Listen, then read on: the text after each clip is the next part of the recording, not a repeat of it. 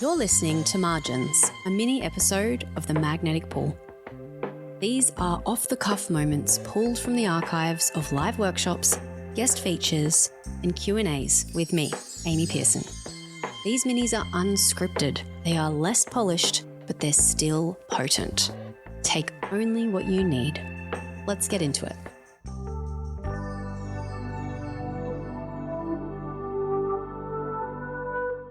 How frequently are you posting? Looking back on my notes, I'm that person that will post and get in like a groove and then I'll stop for a while. But I'm That's really pretty trying to much do everyone.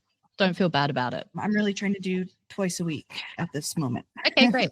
Is that manageable for you at the moment? It's going to be a little difficult, but yeah, sure. I think this is what I mean by having a sort of a strategy, right? Because if we don't know what we're going to be posting or have an idea of how we're going to get it done, it feels like a mammoth task. But if we've kind of got some things in place to make it really easy, it doesn't feel like it's such a hard thing to do. So this is great because obviously we all need to have an introduction post, and actually you're showing me up because I should have one and I don't even have one right now. I love it. It's great. And obviously you've got lots of engagement on there too.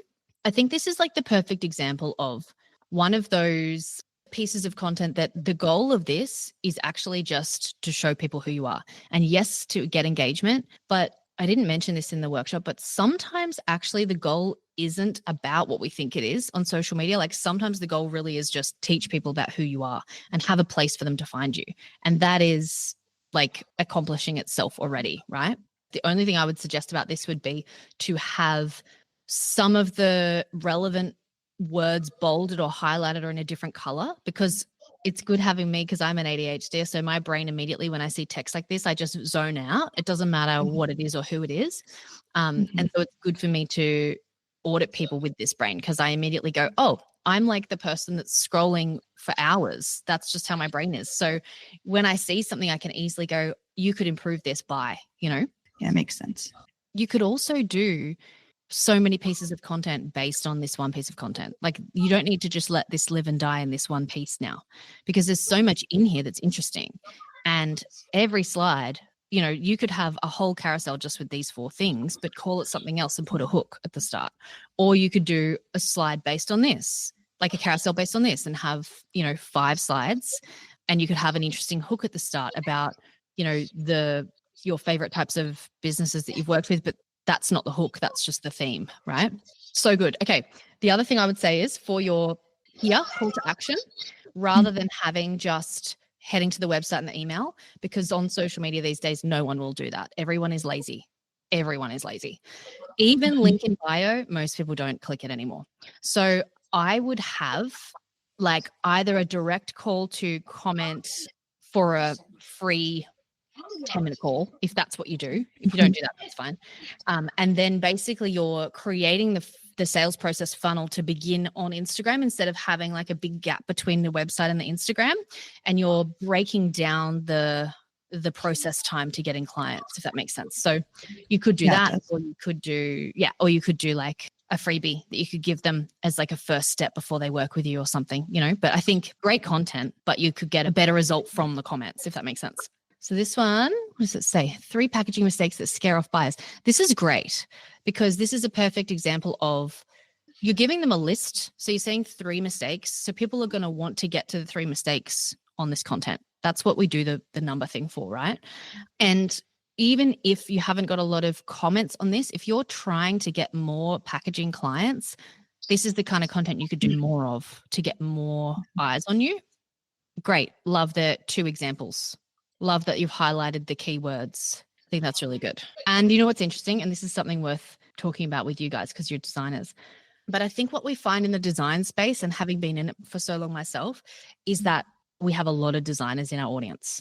And so it's important to make sure that the content that we're making, and I think that's good content that isn't specifically for designers, but I noticed in the comments, you'll probably find that other designers will engage with and comment on things that aren't really for them. And even though that's fine, we want to make sure that we don't pay too much attention to that and start making content for them. Because if you're not trying to work with designers, then it's not helping you. And it's amazing to have a community of designers around you supporting you, but we have to remember that the content isn't for them. It's just one little thing I wanted to mention because I feel like that is a mistake that a lot of people make, right? Yeah, all of my followers are either past clients or designers. So Okay. with that last post, the 3 packaging mistakes, I'm trying to make like a hard right turn and forget about all the designers, like you were saying, and Great. just focus on trying to attract the right clients. Yeah, that's great. I think use some of the prompts for today and come up with some more stories as well. Like this is great because it's just clear mistakes that people are making.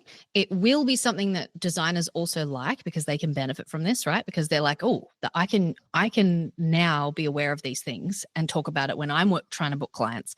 That's fine. Don't let that stop you from doing it.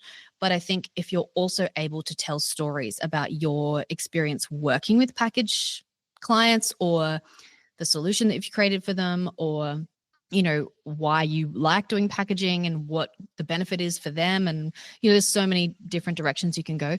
Keep making content about it if you want more packaging clients, because there's so much you could do with this, and it's just the beginning, I think. So, yeah. Thank you so much. My pleasure. Thank you for listening. I know it was unpolished, I know it was unscripted, but hopefully you still got something juicy out of it. If you're looking for free resources or ways to connect, head to the show notes or Sun Mother Amy on Instagram. I'll see you again next week. Big love.